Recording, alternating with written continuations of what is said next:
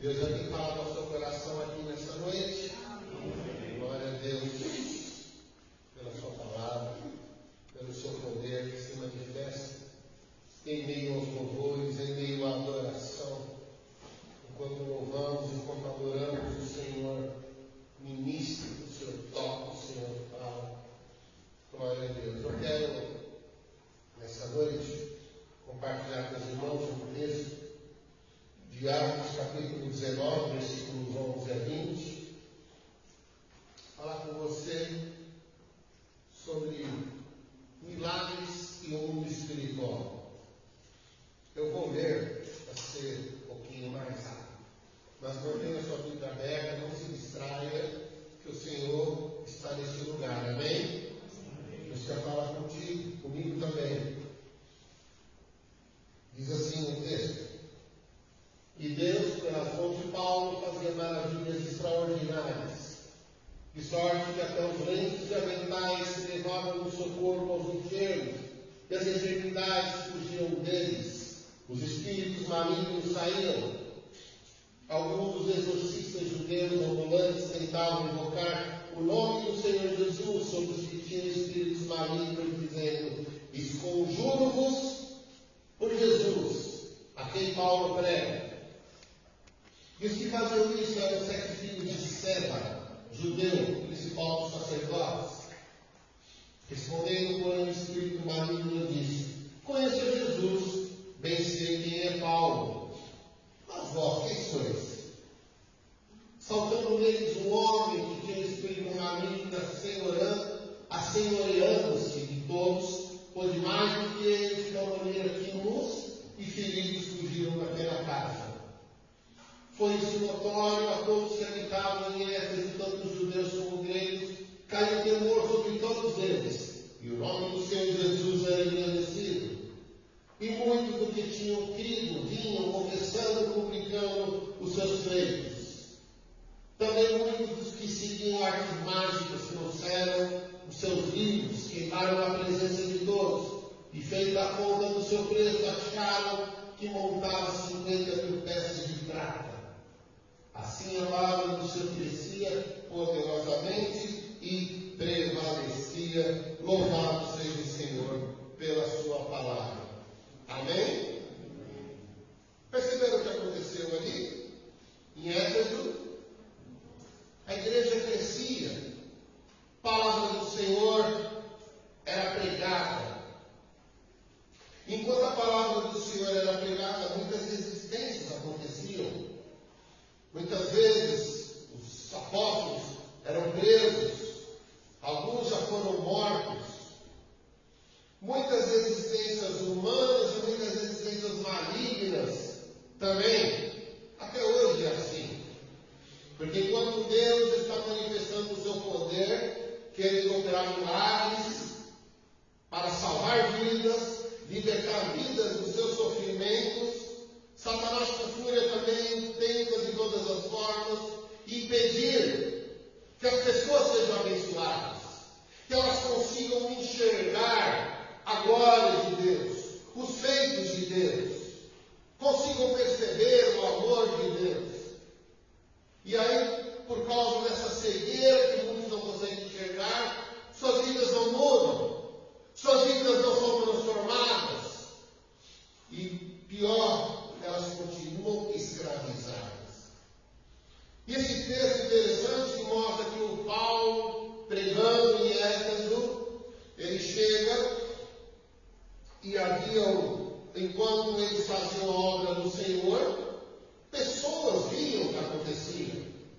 E aqui se cita esse caso interessante de 7 filhos de Seba, que eram sacerdotes, que tentam fazer a obra de expulsão de demônios, dizendo assim: olha, em nome de Jesus, aquele que o Paulo prega, seja expulso esses demônios. E o demônio, eu conheço Jesus, eu conheço o Paulo.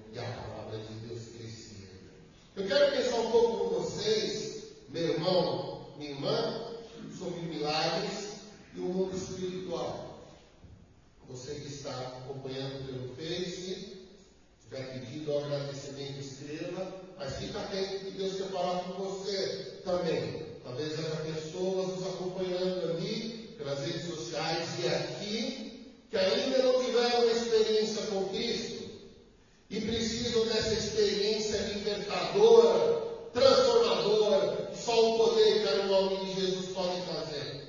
Talvez haja pessoas aqui que tiveram conhecimento superficial de Cristo. E eu devo lhe dizer que isso não é suficiente para que você tenha sua vida transformada e impactada. Porque com Jesus não existe copo meio cheio. Ou você entrega a sua vida completamente das mãos do Senhor para viver os milagres da libertação que Ele tem para a sua vida, ou você continuará com a sua vida amarrada, uma vida travada, uma vida que não é plena em Cristo Jesus. Mas eu quero dizer para você que Deus tem vida plena para você e para mim. Amém? João capítulo 10, versículo 10, o Senhor Jesus disse: se o diabo veio para matar, roubar, destruir, eu vim para que tenham vida e vida em abundância. Deus tem vida plena para nós, e essa vida está nos nomes de Jesus Cristo, aquele a quem celebramos, e estamos lembrando a sua morte e ressurreição, e era aquele mesmo que se manifestou no capítulo 19 de Atos, em Éfeso, e continuou se manifestando 2000 anos depois. Eu quero pensar um pouquinho com você sobre milagres, sobre o mundo espiritual. Eu vou pedir, por favor, Alexandre, pode me trazer um copo com água? Obrigado, irmão. Essa realidade pouco conhecida ou muito distorcida, essa realidade do mundo espiritual, distorcida inclusive nos meios evangélicos. Nos meios fora do evangelho nem se fala.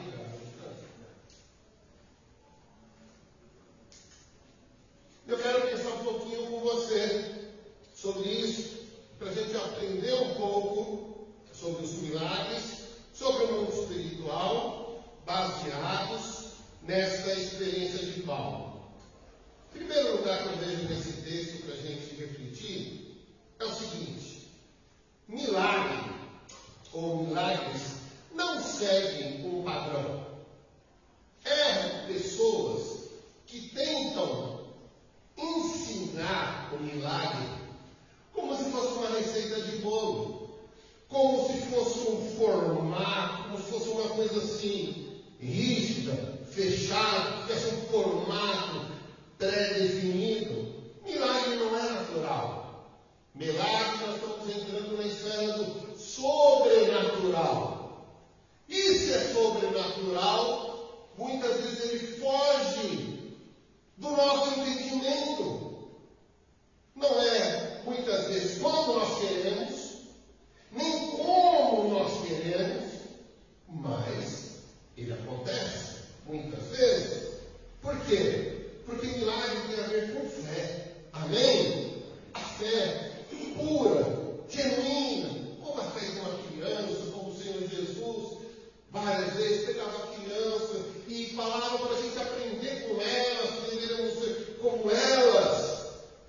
Uma fé simples, não é complicada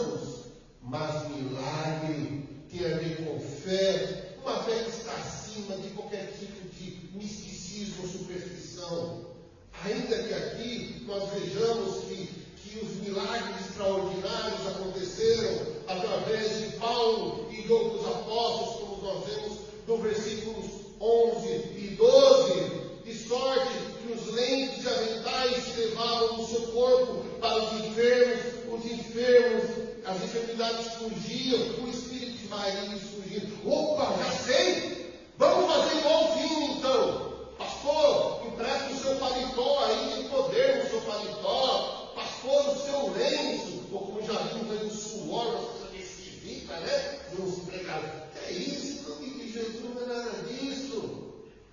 Se aconteceu de alguma forma específica ali, em Atos, ou mesmo Jesus fazendo, não quer dizer que tem que ser feito igual. Lembram do cego de Jericó? Bartimeu, Jesus, filho de Davi, tem misericórdia de mim, gritou, clamou e tal. E Jesus falou, pronto, veja. E outra oportunidade, Jesus falou, molhou um pouquinho de saliva na lama do olho do cego e pôs. Eu creio que um dos motivos é justamente para nos ensinar que milagre não obedece o padrão. Amém? Milagre está acima de tudo, de acordo com a soberania de Deus, com a vontade de Deus, aquele que faz o que quer, como quer e quando ele quer e da forma que ele quer. Ponto final. Amém? Nós cantamos aqui, a Bíblia diz, a última palavra de Deus, e se ele ordenar a bênção, nada nem ninguém pode impedir. Amém? Não serão demônios, não serão impedimentos, nada. A milagre acontece segundo a vontade de Deus. Lembra do leproso lá em Marcos 1, versículo 40? Ele chega humildemente diante do Senhor Jesus e fala: se queres, podes purificar-me. E o Senhor Jesus responde: eu quero, Senhor. Ponto final. Amém? Glória a Deus. Deus é Deus. Milagres estão na esfera da soberania e da vontade do Senhor. Segunda coisa que eu aprendo aqui sobre milagres e esse mundo espiritual, que é necessário entender esse mundo espiritual. Nós precisamos entender. Versículo 16, é interessante, né? Versículo 15, que o espírito maligno disse para aqueles 7: conheço a Jesus e bem sei quem é Paulo, mas vós, quem sois? Quem eram esses 7 homens que estavam ali? Eu tenho que te lembrar de algumas coisas para você entender sobre a ação demoníaca. Em primeiro lugar, nem tudo que dá errado na sua vida é culpa do diabo. Tá bom? Para de colocar nas costas do diabo coisas que não são dele. Nem tudo é, foi o diabo. Certa vez uma pessoa que está com problema de vício, num grupo que eu faço parte, falou assim: isso aconteceu porque foi o diabo. Eu falei: não, você fez o que você quis. Colocar culpa no diabo. Eu briguei com a pessoa, culpa do diabo. Não, você brigou porque você quis brigar com ela. Você xingou, você bateu, sei lá o quê. Você assuma as suas responsabilidades por erros e por acertos. Amém? Nem tudo que dá errado na nossa vida é culpa do diabo. Enfermidade, todo mundo fica doente. Problemas, muitos são causados por mim, ou são fatores naturais da vida, tristeza, pesadelo, enfim. Segundo lugar, é importante você saber que o diabo não sabe o que está na sua mente. Só Deus é quem sabe. Só Deus é onisciente, onipotente, onipresente. Não, minha mente é o diabo. Bom, eu não sei muitas vezes como ele age em alguns sentidos, mas ele não tem o poder para saber o que está passando na sua mente. É só Deus que sabe. Amém? E, lógico, que também é importante você saber que na batalha espiritual não é uma batalha entre iguais, como se o diabo estivesse de um lado, Deus de outro, como se fossem o mal contra o bem contra o mal, como se o diabo fosse tão poderoso como Deus. E olha Cuidado, não é nada disso. O diabo, ele é um anjo caído. Ele foi expulso do céu com um terço. Se tornou demônios. A palavra demônio significa anjo caído. Não é uma batalha entre iguais. Deus é maior, está acima de tudo e de todos. Amém? Agora, lógico, estamos lidando sim com poderes malignos. Efésios capítulo 6, versículo 12, chama de principados e potestades desse mundo tenebroso, que são nossos inimigos, que nós estamos numa batalha tremenda e terrível. E Paulo fala também, segundo aos Coríntios 2:11, que nós não podemos ignorar os seus ardis, as suas estratégias, as suas sujeiras, as suas táticas malignas. Nós precisamos sim conhecer, precisamos entender, precisamos estar atentos para que uma das formas de vencer a Satanás, que é o nosso inimigo, é conhecer as suas estratégias. A gente sabe que isso existe inclusive no mundo físico, né? Quando há guerras, uma das táticas para você saber como vencer o seu inimigo é saber onde ele vai atacar. Onde é? Isso aconteceu na Segunda Guerra. Os alemães queriam saber por onde eles iam atacar e tal. Hoje acontece da mesma forma. Rússia e Ucrânia, mas na nossa mente aí, eles ficam atentos para saber com quem eles estão lidando e de que forma eles podem atacar e vencer. Assim também nós, nesse mundo espiritual, nessa guerra espiritual. E é interessante que quando os demônios chegam diante daqueles 7 filhos de Sela, dizem assim, versículo 15, capítulo 19, versículo 15. Respondeu o espírito maligno: conheço a Jesus e eu sei quem é Paulo. Interessante que o diabo sabe quem é Jesus. Ele sabe. Ele sabe que Jesus é o Filho de Deus. Ele sabe, inclusive, que ele é o derrotado. Ele sabe que diante de Jesus ninguém pode. A gente vê algumas vezes no Novo Testamento, lá nos Evangelhos, que Jesus chegava e falava: bem, sei quem é o Filho de Deus. Ele sabe quem é. Ele sabia, inclusive, quem era Paulo. Por isso é importante você também conhecer um pouco das estratégias malignas para poder perceber quando for algo maligno. Eu disse aqui no começo desse ponto que nem tudo é do diabo, ok. Mas algumas coisas são. Por isso é preciso saber. Como, pastor, que eu sei? 1 Coríntios 2,15 diz assim, que quem é espiritual discerne as coisas espirituais.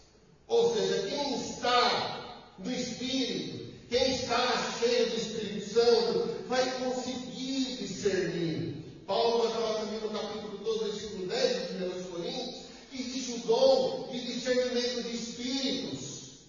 Você, estando cheio do Espírito Santo, você pode entender quando for algo maligno ou simplesmente natural. Se for natural, você fica com a sua. Há enfermidades, por exemplo, que são somente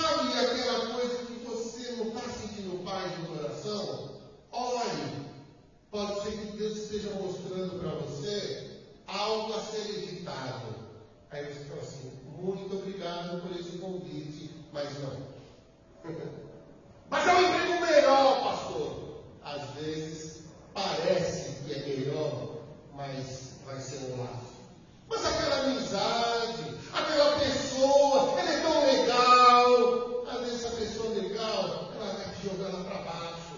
Às vezes a pessoa legal, tudo bem, é legalzinha, mas é para você manter distância, porque ela pode te fazer mal. Percebe? Não estou dizendo que o diabo vai em tudo, não. Mas é importante nós termos discernimento espiritual para que nós possamos viver bem e sejamos vencedores, tenhamos paz, tenhamos alegria e tenhamos a sabedoria do Senhor. Você tendo essa sabedoria de Deus, você vai lutar as lutas certas, porque você viu o inimigo certo e você vai lutar da forma certa. Há muita gente lutando lutas erradas, batalhas que inclusive não são suas. Cai fora, meu irmão. Cai fora, minha irmã. Mas aquilo que Deus te colocou, e se for para você enfrentar, vai em frente. Em frente, mas em frente na autoridade que é no nome de Jesus Cristo. Amém? E em terceiro lugar,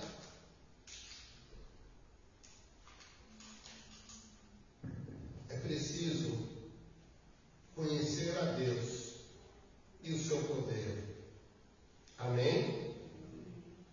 Versículo 20 diz assim: que a palavra de Deus, a palavra do Senhor crescia poderosamente e prevalecia.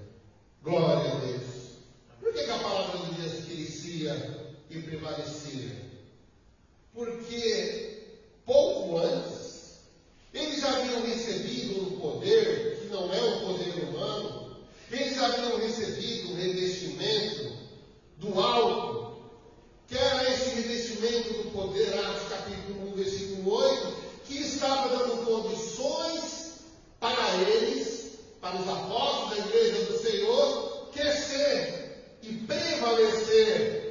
É o poder, Atos 8 diz: e recebereis o poder quando vir sobre vós o Espírito Santo, e sereis testemunhas tanto em Jerusalém como em Judéia e Samaria e até os confins da terra. O Senhor Jesus havia falado para Israel: não saiam de Jerusalém até que sejais revestidos do poder. Isso vale para todas as áreas de nossas vidas. Não faça nada se não for na dependência do poder. Não dê um passo sequer na sua vida se não for no poder, na direção do Espírito Santo.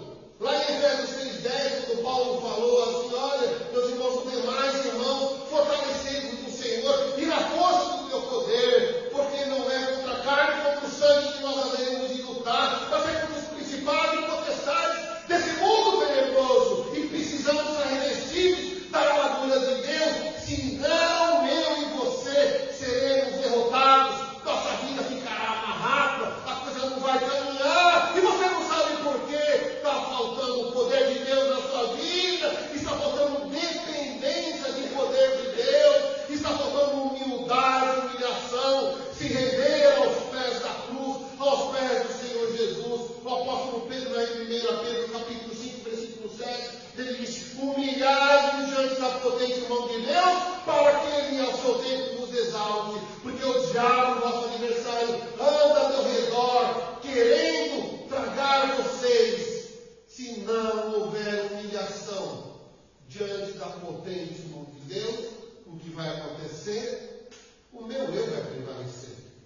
Eu não estou me humilhando. Sabe por quê? Porque eu sei fazer as coisas certas. Eu sei, eu sei a resposta.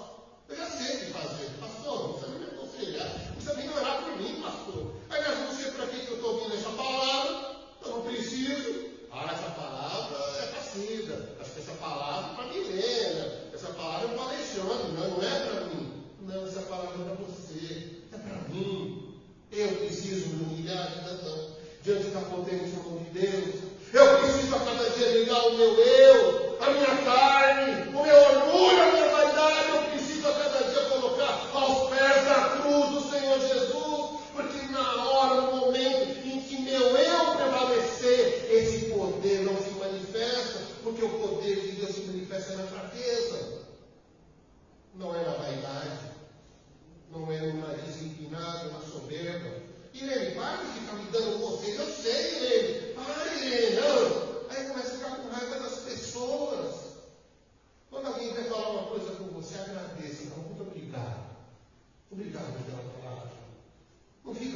raiva da pessoa. Não fica com raiva dos outros, das situações. Às vezes é Deus falando. Deus fala através de situações, de pessoas. Deus fala até através de ímpio. Deus fala através de nãos, de perdas e derrotas. Deus fala na lágrima, no choro, na depressão, na solidão. Ouça Deus te falar, meu irmão. Ouça e deixa Deus transformar e mudar a sua vida em nome de Jesus Cristo. O que aconteceu com aqueles filhos de Seva? Meu pai é sacerdote, meu pai é... Meu pai é sacerdote, então pronto. Gostei disso que Paulo fez, hein? Ele expulsa lá em nome de Jesus. Agora eu também quero fazer a mesma coisa. Eu devo fazer isso lá direitinho, já sei. Vamos ver como que Paulo fez, em nome de Jesus, tá bom. Eu vou falar só o nome de Jesus que o Paulo prega e vai acontecer. Aí o diabo falou assim: conheço Paulo, conheço Jesus, mas você quem é? Quem vocês são? Aí eles foram humilhados, levaram uma surra. Imagina, uma pessoa, demônios, manifestando uma pessoa, bateram em 7. Você já deve ter ouvido experiências de pessoas endemoniadas que chegavam a 5, 6, assim não consegue segurar. Porque o demônio são anjos. Você vai ler a Bíblia, você vai ver lá, por exemplo, que anjos destruíram, 2 anjos destruíram 2 cidades, Sodoma e Gomorra. Quando o Senaqueribe, rei da Síria, foi lá diante do Ezequias, Deus mandou um anjo, foram 180 mil que foram destruídos, né? Através de um anjo. Um anjo destruiu 180 mil pessoas. Não brinca com o diabo. Não subestime o seu poder. Não superestime, mas também não subestime. Pastor, você está me deixando com medo? Não estou te deixando com medo. Eu quero que você busque o poder naquele que tem todo o poder e que pode pisar na cabeça de Satanás e mandar embora em nome de Jesus. Mas na sua fraqueza, na sua humilhação, mas também na sua intimidade com Deus. Perguntas? Você lê a Bíblia? Pastor, eu leio de vez em quando. Eu fico, me dá um sono, pastor. Engraçado, você assiste um filme de 2 horas e não dá sono. Assiste novela, não dá sono. Mateus 22, 29, Jesus falou: errais, não conhecendo as Escrituras e nem o poder de Deus. Como é que você quer ter uma vida cheia do poder de Deus se você não buscar a fonte do poder da palavra? É como se abastecer o seu carro de gasolina num supermercado, que tem arroz, feijão, farinha. Lá não tem gasolina. Não tem. É no posto. Você quer uma vida cheia do poder de Deus? Então, busque intimidade com a sua palavra. Amém? Ela é a espada do Espírito. Efésios capítulo 6, versículo 17. Você ora? Pastor, eu oro um pouquinho. Às vezes eu vou orar e eu durmo. Senhor, ó Deus, abençoa. Já aconteceu com você? Já aconteceu comigo também, tá? Mas estou procurando orar sem sono. Orar antes de trabalhar. Se ajoelha, Senhor, toma um dia nas tuas mãos. Se ajoelha de noite, sem sono. Obrigado, Deus, pela minha família. Obrigado. Ore andando, caminhada. Ore dirigindo, no ônibus. Ore no Espírito. Ore. Muita oração, muito poder. Pouca oração, pouco poder. Muita Bíblia, muito poder. Pouca Bíblia, pouco poder. Você está frequentando os trabalhos da igreja, os cultos? Mais ou menos, pastor. Você precisa frequentar a igreja Sabe por quê? Porque aqui é um lugar onde você está se fortalecendo no poder de Deus. Aqui você está se fortalecendo na palavra, na comunhão com os irmãos, no meio do louvor, na oração, enquanto Deus vai ministrando no seu coração. Isso aqui é algo maravilhoso, meu irmão e minha irmã. Quanto mais nós estivermos na igreja, em comunhão com os irmãos, nos cultos, mais nós nos fortalecemos. Última pergunta. Você tem falado de Jesus? E pastor aí? Eu não sei, não precisa saber. Você pode simplesmente falar o que Jesus tem feito na sua vida. Amém?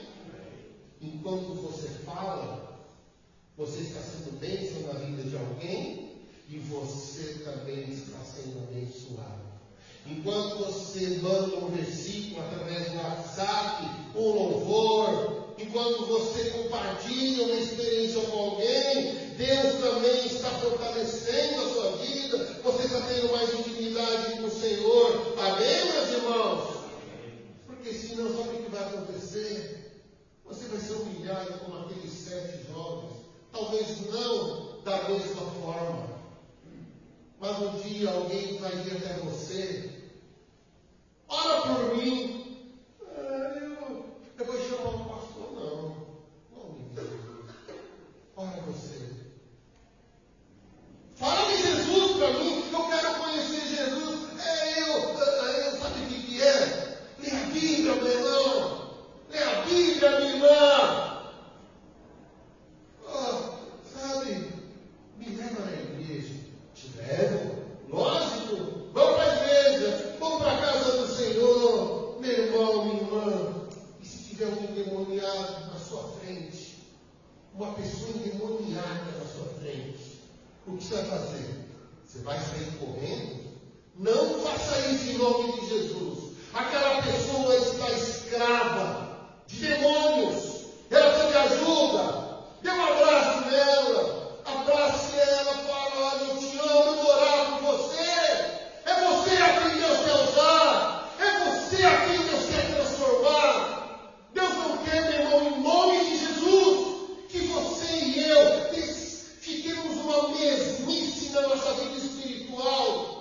Mesmice diante de Deus não existe. Ou eu me encho da presença do Senhor, ou eu vou viver uma religiosidade que diante de Deus não é nada. E diante dos homens também. Religiosidade, Deus está cansado. Eu e você podemos e devemos ser diferentes. Esse diferencial é bem claro nesse texto.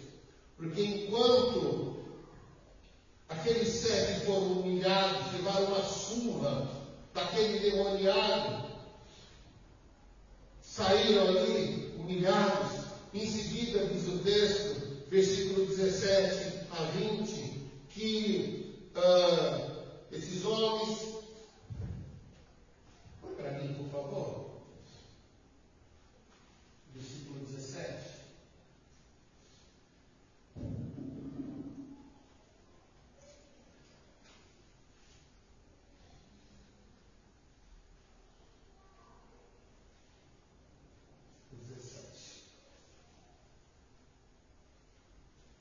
E foi isso notório a todos que habitavam em Éfeso, tanto judeus como gregos, caiu temor sobre eles, e o nome do Senhor Jesus era engrandecido. Muitos que tinham tido vinham, confessando e publicando seus feitos. E muitos dos que seguiam artes mágicas trouxeram seus livros, os queimaram na presença de todos. Feita a conta de surpresa, acharam um montão de 50.000 peças de prata. Louvado seja o Senhor. Percebem o contraste? O diferencial? 7 jovens sendo humilhados porque achavam que, por ser filho de sacerdote, que até ouviram falar de Jesus, mas queriam viver uma fé terceirizada. Jovens aqui presentes, a fé do Pai de vocês não vai levar vocês para o céu. E os adultos aqui presentes, essa mesma palavra serve para você. A fé de outras pessoas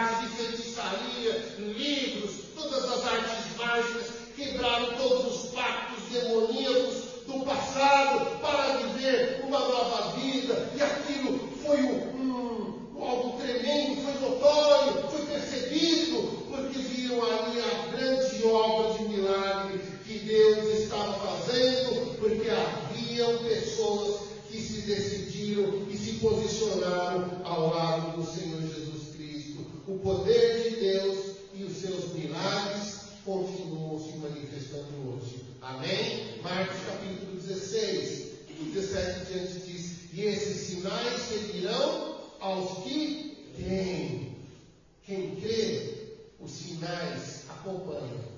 Quem crê, os milagres acontecem do jeito de Deus, no tempo de Deus, dentro da soberania de Deus. Meu irmão, minha irmã, milagres, o mundo espiritual e o poder de Deus. É o que nós estamos vendo e podemos viver na medida da nossa busca e da nossa dependência